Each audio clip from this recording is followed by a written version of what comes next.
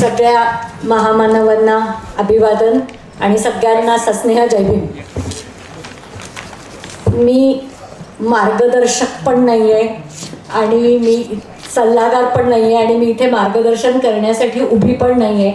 कारण मला असं वाटतं की 37 वर्ष शिक्षण क्षेत्रात काम करून निवृत्त झाल्यानंतर मी तुमच्यापैकी एक म्हणून मी आज इथल्या बैठकीसाठी उपस्थित आहे. आणि ही माझी भूमिका भास्कर भोजने सर, डॉक्टर मनोज निकाळजे, मना कांबळे सर ह्या सगळ्यांना त्याच्यामध्ये माहिती आहे की फुले आंबेडकरी विद्वत सभेचा मी एक भाग तुमच्या सगळ्यांची सहकारी म्हणूनच त्याच्यामध्ये उपस्थित आहे. आणि पुण्याला जेव्हा आत्ता नव्याने 2021मध्ये पुनर्बांधणी करायला आपण सुरुवात केली फुले आंबेडकरी विद्वत सभेची, त्या पुण्यात झालेल्या पहिल्या मीटिंगला आपल्यापैकी कोण कोण उपस्थित होतं? बरेच जण इथे असलेले उपस्थित होते. आणि त्यावेळेला ही आपली एक चर्चा मला आठवते अशी झाली होती की फुले आंबेडकरी विद्वत सभेची 3 किंवा 4 कामं, म्हणजे फुले आंबेडकरी विद्वत सभेची आपण भूमिका कशी बघतो याच्यात आपण 3 किंवा 4 कामांची त्यावेळेला चर्चा केली होती. त्याच्यातला आर्थिक मुद्दा मी सध्या बाजूला ठेवते. तो आर्थिक मुद्दा महत्त्वाचा आहे हे मला मान्य आहे, पण त्याची पुरेशी चर्चा झालेली आहे, त्यामुळे मी त्याच्याकडे आत्ता वळत नाही.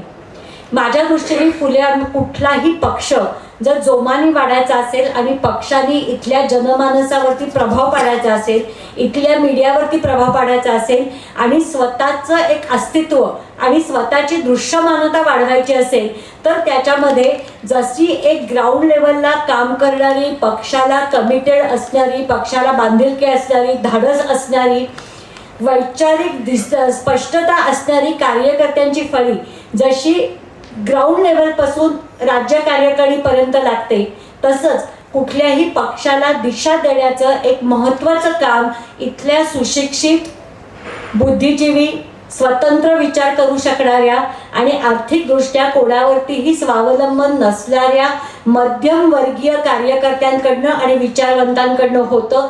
हे आपण सगळ्या पक्षांचा राजकीय इतिहास पाहिला तर त्याच्यामध्ये घडलेला आहे. म्हणजे अगदी स्वातंत्र्य चळवळीपासून तुम्ही काँग्रेसकडे बघितलं, स्वातंत्र्यानंतर तुम्ही काँग्रेस, भाजप, शिवसेना, राष्ट्रवादी काँग्रेस हे महाराष्ट्रातले किंवा अगदी मनसेसारखा सुद्धा महाराष्ट्रातला पक्ष घेतला तर तुमच्या लक्षात येतं की फोरफ्रंटवर येऊन बांधणारे, संघटनात्मक बांधणी करणारे, ग्राउंडवरती झगडा करणारे, लढणारे, मोर्चा काढणारे, प्रशासनावरती किंवा इथल्या समाजावरती एक अंकुश म्हणून काम करणारी जी फळी असतात त्यांच्या विचारांना दिशा देणं आणि त्यांना ग्राउंडवरती लढण्याकरता एक खाद्य पुरवणं, त्यांच्या हातात काही फॅक्ट्स देणं, हे काम हा तिथला एक प्रत्येक पक्षातला एक बुद्धिजीवी वर्ग करत असतो.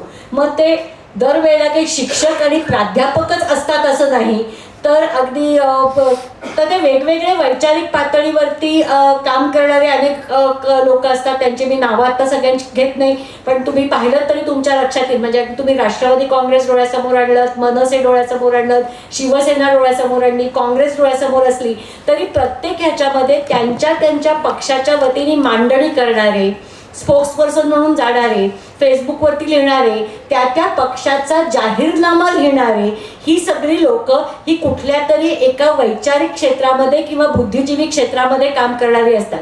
ती डॉक्टर्स असतात, ती वकील असतात, ते प्राध्यापक असतात, ते पत्रकार क्षेत्रामध्ये काम करणारे असतात किंवा त्यांच्या स्वतंत्र पद्धतीने त्यांच्या एनजीओ चालवणारे असतात. पण ह्या सगळ्यांनी कुठल्या तरी एका विषयामध्ये त्यांचा अभ्यास असतो, चिंतन असतं, सतत समाजामध्ये जे काही घडतात त्याचं ते विश्लेषण करत असतात आणि ते विश्लेषण त्यांच्या पक्षाच्या एका वैचारिक चौकटीमध्ये ते आपल्यासमोर मांडत असतात आणि त्या मांडणीवरती आधारित पक्षाच्या पुढच्या भूमिका ठरतात. काय नॅरेटिव्ह आपल्याला लोकांच्या मध्ये न्यायचं आहे ते त्याच्यामध्ये ठरतं. घडणाऱ्या घटनांवरती कोण काय कशा पद्धतीने व्यक्त होत आहे ह्याचा संदेश आपल्या लोकांना मिळत असतो. हे आपण सगळं पुण्याच्या बैठकीमध्ये बोललो होतो. त्यामुळे पक्षाला, संपूर्ण पक्षाच्या पक्ष यंत्रणेला वरपासून खालपर्यंत वैचारिक दिशा देणारी एक फळी जेव्हा पक्षातल्या कार्यकर्त्यांची उभी राहील तेव्हा आपोआप कार्यकर्त्यांना समजेल की आपल्याला जेव्हा काही गोंधळ असेल तेव्हा कोणाला बोलवायचं, स्थानिक पातळीवरती जेव्हा कार्यकर्त्यांना काही बैठका घ्यायच्या असतील तेव्हा कोणाची व्याख्यानं ठेवायची, कोणाचं वाचायचं, आपली मतं मांडताना काय भाषा वापरली गेले पाहिजे, कुठले कळीचे शब्द त्याच्यामध्ये आले पाहिजेत आणि त्या विश्लेषणाची दिशा काय असली पाहिजे हे लोकांना मिळेल. लोकांना भाषणं करताना आपण खूपदा म्हणतो की राजकीय कार्यकर्ते बाळासाहेबांनी हे केलं ते केलं त्याच्या पलीकडे सरकतच नाही, त्यांच्या असलेल्या आत्ता घटनांवरती काही कॉमेंट्रीज नसते. अरे प्रत्येक कार्यकर्त्याची ही नाही आहे विश्लेषण करण्याची क्षमता, प्रत्येक कार्यकर्त्याचं हे वाचन पण नाही आहे, प्रत्येक कार्यकर्त्याला बातम्यांचा अन्वयार्थ कसा लावायचा किंवा रीडिंग बिटवीन द लाईन कसं करायचं हे नाही कळत.